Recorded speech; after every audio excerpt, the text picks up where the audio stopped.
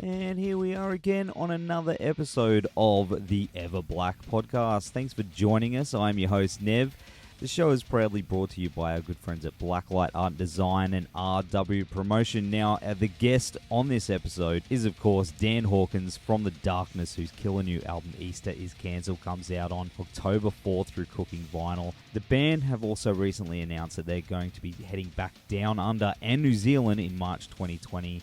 And man, I can't wait to see these guys again. They are just phenomenal live, and I've seen them a couple of times over the years, and man, they just put on one hell of a fun show, and it's just hilarious too. They're always really funny, real funny dudes, and that's the thing about The Darkness. It's not only do they rock, but they'll also make you laugh pretty hard, especially with this album Easter is Cancelled and the song Heavy Metal Lover, which we spoke a bit about in the interview. Yeah, there's a few epic death metal references in there that a lot of you listeners will probably get a good kick out of. Now, I will warn you guys that it gets a little bit weird towards the end due to a bit of a shitty connection, but it's worth it to hear Dan talk about the new album, his metal roots, and his charity work, doing marathons for type 1 diabetes. Yeah, just a legendary dude, awesome guitarist. Man, just what a legendary career as well. I mean, I remember seeing him at Big Day Out. We do talk about that as well, and they just blew me away. That's what sold me, is when I saw him at Big Day Out and just had everyone just eyes on them and just had a good time. Now, you can pre-order Easter is Cancelled now through JB Hi-Fi and all digital retailers, and get your tickets now for The Darkness Easter is Cancelled Australia and New Zealand Tour 2020. You can catch the boys on Wednesday, the 11th of March at the METROPOLIS in Fremantle, Friday, the 13th of March at the ENMORE Theatre in Sydney, Saturday, the 14th of March at the Forum in Melbourne, Sunday, the 15th of March at the Gov in Adelaide, Wednesday, the 18th of March at the Tivoli in Brisbane, and Friday, the 20th of March at the Power Station in Auckland. Tickets are on sale now through sbmpresents.com. Get them before they sell out. The Tivoli in Brisbane, like that's from where we are up here, and they are just going to blow the roof off that place. It's going to be phenomenal. All right, before we go into the episode, we have to mention that it's brought to you by our good friends at Blacklight Art Design, who are our go-to for all our screen printing needs. They've done all our shirts and hats for Everblack Media, and really top quality work and good guys. www.blacklightad.com.au. Show is also brought to you by our good friends at RW Promotion, who are the best in the biz when it comes to stickers, flyers, banners, badges, and all other promo you need for your band or business. www.rwpromotion.com.au. Also, subscribe to our YouTube, our Spreaker, and of course iTunes podcast, where all our episodes are being uploaded. We've also started recently putting them on Facebook, so while you're scrolling, you can click on the link and not miss an episode. Okay, so here is my chat with the one and only Dan Hawkins from The Darkness. Easter is Cancelled comes out on October 4, and you can get your tickets now for their upcoming tour next year. Enjoy, people. Hello. Hello, Dan. How's it going? Good, mate. Good. How are you? I'm really good, thanks. Sorry if I'm a bit behind this morning tonight. No, you're all good. Honestly, it's perfect. The last interview just finished and it overran, so it's perfect timing. Oh, cool. Excellent. Hang on. I'm in my car. My dog's starting. You know when dogs just know when you're doing shit that's important? It's kind of like when kids are. And you're, I'm so glad that the interviewers have the same issues that we do. It's like, literally, sometimes it feels like my house is burning down around me, and I'm trying to chat about the making of an album. It's like, you know. I'm currently painting my kitchen as we speak. Oh, at the same time? Yeah. I found it actually improves my interview technique because I'm not overthinking my answers. So what colour is it? I'm on the door frames, which is like a satin white. Yeah, but not gloss. Just because gloss is just a pain, isn't it? It is. So yeah, I've gone for satin. Excellent. Well, I'm glad you're having a good afternoon, or painting the house and having a chat with us, man. It's much appreciated. talking of like disasters while on the phone during interviews, so far I've basically knocked a can of paint over during one of the interviews. And then I started getting messages from my wife because we've got a flat tire. So she's stuck in a car park in somewhere in wherever, and trying to. So I'm basically texting around trying to organise my kids being picked up from nursery. All this is going on while I'm live on radio. Mate, it's not the first time it's happened. It's but I hope we'll smash through it so you can go. Yeah, man. No, it's all good. No, it's all good. Damage control. But before we start, I just want to give a shout out to my mate Mick and his daughter Mabel. Now, Mabel is 2. Guess what her favourite band is? The Darkness. It is The Darkness. I was going to say it's not Slayer. Is The Darkness. She's 2. She's 2. Mick just plays you guys all the time, and I'm witness to this. As soon as it goes on, she goes crazy. Loves it. Really? That's so it's cool. Generational. My son's 2 years old, and whenever I put The Darkness on, he goes crazy in the other way. He absolutely hates it. He absolutely hates it. It's just weird. That is weird, but. In the same thing, it's sort of like it's a generational thing now. It's starting to get passed on to that next. Does that blow you away? It is crazy, isn't it? Yeah, because I don't actually feel that old. Well, when I bend down to pick something up, yeah, sometimes. But I'm like, it's just crazy. In my head, I'm like, I'm forever 21. Kind of thing, Well, you're not that. I mean, you're still pretty young, so. So we were. I was 27 when I first made A Penny for Music, which is quite, compared to a lot of younger bands, really. Bands tend to, especially pop bands, and we were a pop phenomenon, really, at one point. I mean, absolutely. I always consider us a hard rock band, but the success was a pop success. So we were quite old, really, for that kind of level of success, I think. That's true, but I mean, of course, the new Darkness album, Easter is Cancelled, comes out on October 4, and that album, man, I've been cranking it the last couple of weeks, and it's a hell of a lot of fun, dude. And, I don't think there's ever been an album that's called Easter is Cancelled. I think that's the first. I reckon it's definitely a one-off, that's for sure. It's the weirdest album title of all time, probably. One of them. I'm going to say one of the greatest. It definitely made me laugh.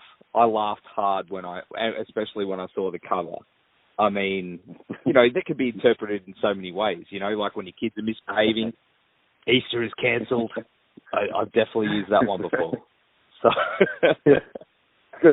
I have a feeling it's going to be used more in the future now. Yeah, it's going to become zeitgeist. It is. It's going to be on billboards. It's going to be everywhere. It's going to be in movies. It'll probably be one of Arnold's, kill catchphrases. It'll be everywhere. 100%. It'll be everywhere. Yeah. It's when Tarantino, it'll be just before, like a priest gets shot in a Tarantino film. Yeah. See? Right? It's there you go. Awesome. Where did it come from? Who came up with that? My brother came up with that, I believe. I think we're toying with the idea of this concept album with the life and death and rebirth of rock and roll, and trying to find sort of like images around that would do it justice. And Justin found this image of a really buff Jesus, breaking away from the cross there, and that was it. It was like the punchline underneath it. He just put Easter is cancelled, and it's just like it's just so funny, so funny. So we kind of took that and ran with it, really. I love it. Of course, my favourite song on the record is "Heavy Metal Lover." The line that got me is "Make sweet love to hammer smashed face." Is that? I'm not even sure. Again, it's just his lyrics, but I think is that a band by? Is that a song by Cannibal Corpse? That's right. That's right. Someone really heavy, isn't it? I think. That's right. And Obituary's mentioned in there as well. That one I know, because me and my brother listened to that album a lot when we were kids. Oh, really? Yeah. Yeah. I was a drummer in a former life. I was a drummer in a thrash metal band, and I think we might have even covered that. That's awesome. Hey, see, I wouldn't have even known that. That's incredible. Because I remember seeing you guys on the front cover of Metal Hammer. Oh, that's many years ago. And I remember hearing, I believe in a thing called Love, and I was going, these guys, they're hard, but they're not metal.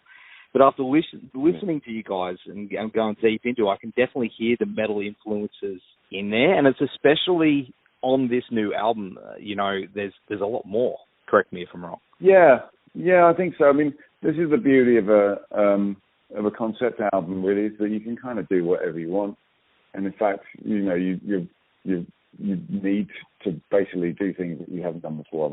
Otherwise, you've missed a golden opportunity to experiment. So there are some songs on this album that would have just been the weirdest thing ever on a normal Partners album, but it kind of makes sense, or we get away with it, I think, because it's a concept album. I think you can get away with it in general. I was actually thinking about it, that you guys could rip out a cover of, a Slayer cover or something like that, and probably no one would blink an eye, because it'd be kind of, people would be like, oh, they're doing it in tongue-in-cheek, or you could do it. You know what I mean? Well, that's true. I mean that's the reality. I mean, at some point in my life, I was massively into Rain in Blood, for instance. Literally playing it with my mates in whatever garage, and so it's kind of with a broad range of influences, and I think we've always showed that. We always try to not necessarily show it, but we've never shied away from it. That's what I love about you guys, and of course, I mean, another thing about The Darkness is you guys are so catchy. Yeah, it's pretty fun to sing along, especially when I'm driving. But when it comes to the falsetto part, I blow out so hard, so bad. Do you find that when you're watching, you're playing live, that when the crowd comes to those parts, the crowd does the same thing? Yeah, God bless everyone for trying to keep up with my brother, but just stop. You're not going to be able to do it. I mean, it's a really weird thing he's got going on there. When he's singing that power falsetto, like that mega high pitched thing, it doesn't hurt him. It doesn't. That's the easiest place for him to sing. Yeah. It's when he does the lower range stuff, like mid range, like this. Yeah. Up thing is that's what the standard pitch is. That's when it hurts him. It's so weird. That is strange. But, I mean, I could just imagine, I've seen you guys before, but, I mean, you tour the world, and you'd probably get to those parts and you go, please nail it to all the crowd. No, I mean, yeah. It's always great to hear people try. Justin often sort of singles out people he thinks might be able to give it a shot, and it's always really funny to hear people try and go for it. And every now and then we are surprised, some of these guys are, got an incredible range. Man, I wish I could. I'd do the death metal thing, and I'll stick to that. So, of course, you're coming back down to Australia again in March next year, and which is awesome for us. And it seems like it's more of a regular thing now that you're back in action, coming back down to Australia. And you've always seemed to have a very strong relationship with Down Under. Yeah, I guess we've always been like, okay, we're not at the same level everywhere in the world. So if we were to, like, for instance, in Scandinavia, I mean, we were quite big when on the first album, and then it turned out to be a very transitory audience, and I think we were playing in like Finland or something in February in 2013 or whatever. And there was about 60 people there. At which point we went, right, screw this. We're not going. Let's just cross Scandinavia off the list of places we go to, and focus more on the countries that we are doing well in. because at this point it's not we're not going to reinvent the wheel by playing to 50 people in the middle of Finland. So we kind of made an active decision to kind of spend more time in the places that we do well. And luckily, Australia and New Zealand have always been at the same level as the other places that we're quite successful in. So we're really big in Italy and like pretty good in Spain.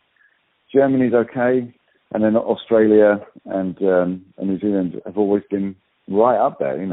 It's like we're UK level, really. Yeah, man, because we love you. We love you guys down here. And I remember seeing your first appearance at a big day out on the Gold Coast.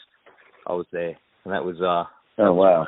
Yeah, man. I kind of said, that was so good, wasn't it? That big day out thing. Oh my God. Best. Do they still do that? Is that still a thing in Australia, or that's a shame, man. Isn't it? It's done, man. Like, I went to the last one, and man, I went to every single one pretty much from '97 onwards. Wow. And man, they had no more. We've got other festivals. Why did they stop? Attendance, maybe. Like, it just really wasn't what it was, man. Yeah. Scene changed a lot. I can't imagine that. It's like it was just such a great event. That's exactly what it was, an event. Yeah. It was awesome, man. It was my childhood, man. You know what I mean? Like first shows. I remember '97 was my first year, which was Soundgarden and Supergrass and Fear Factory. Wow, gosh, really? Yeah. Yeah, bummer. But, we still got other ones. We've got other ones, man. But you guys are touring and doing some massive shows. I mean, you recently played with Toto this year, right? Yeah. That's really cool. We're always kind of doing. We seem to be perpetually on tour, really. And we just finished a load of shows with Ed Sheeran. So we were main support for his homecoming kind of like. He's just finished this enormous tour, it's the biggest tour in the world. And like his homecoming shows, we played to about 350,000 people over the course of 6 days, I think it was. And we were main support. And you know what? Like people always sort of say they're like, what on earth are we doing on the bill with bands like that, or Lady Gaga and things? And it's like, well, you know what?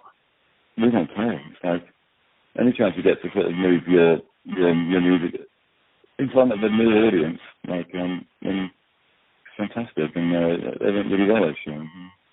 And you got the Kiss Cruise coming up too, man. That's sick. How's that going to be? I was so pleased with that.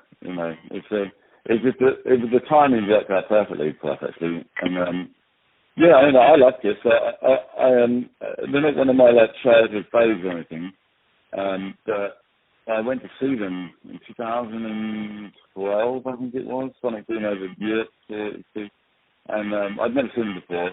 And I didn't think I knew that many Kiss songs, and then it just turns out I knew all of them. Just because they've got so many sort of hits that you listen to that you didn't realise was them, kind of thing. And I didn't anyway. And the stage show was just mind blowing. Like, oh my gosh, it was so much fun. And it was just the riffing was brilliant.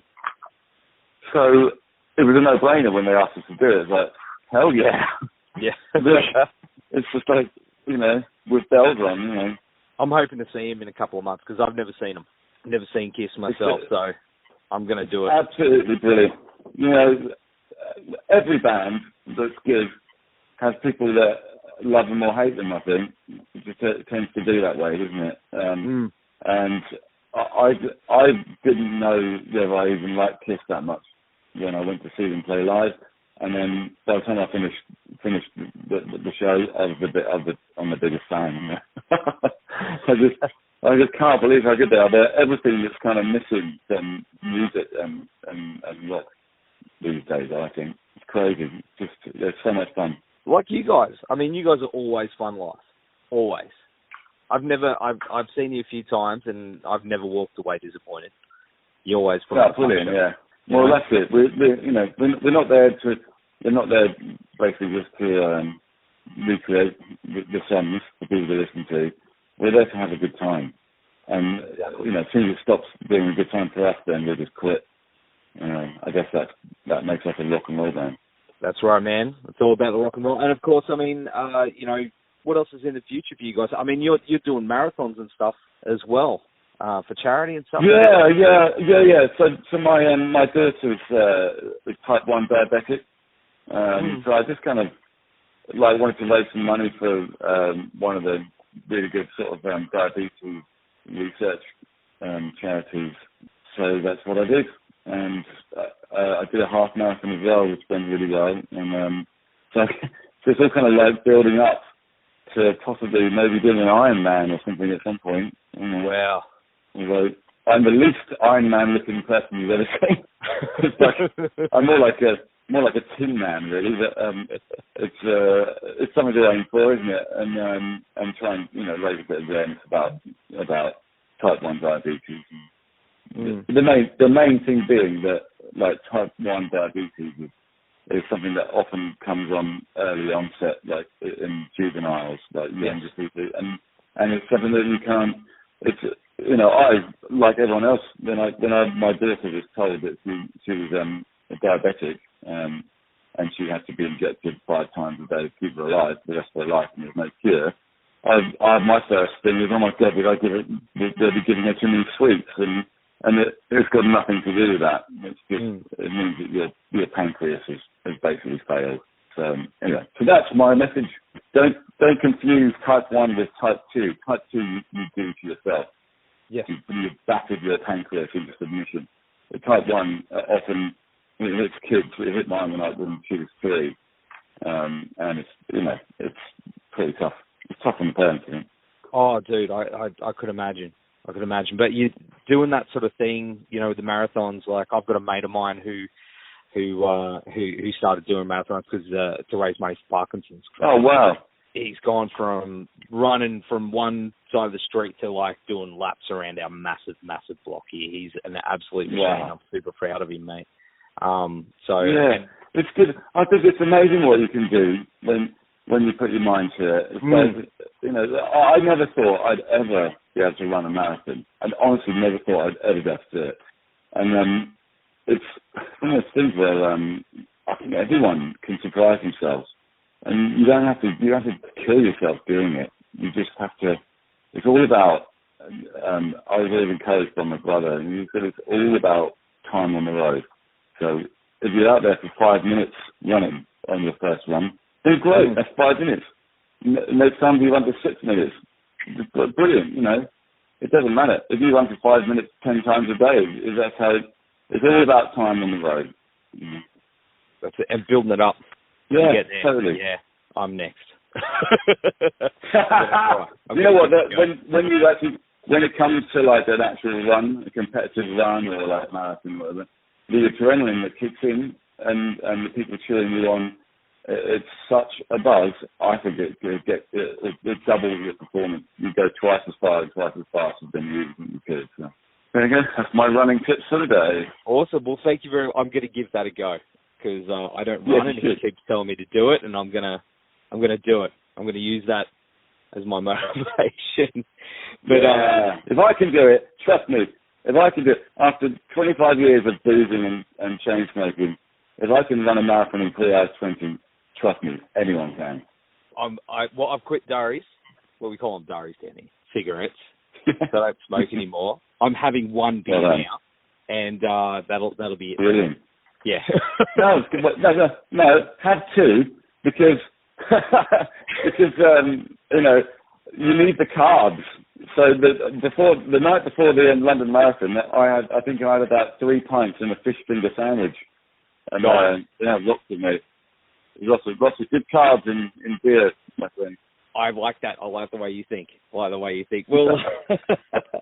dude, thank you so much for taking the time to hang out on the show. Easter is cancelled, comes out on October 4, and we'll see you in March. Until then, take care. Cheers.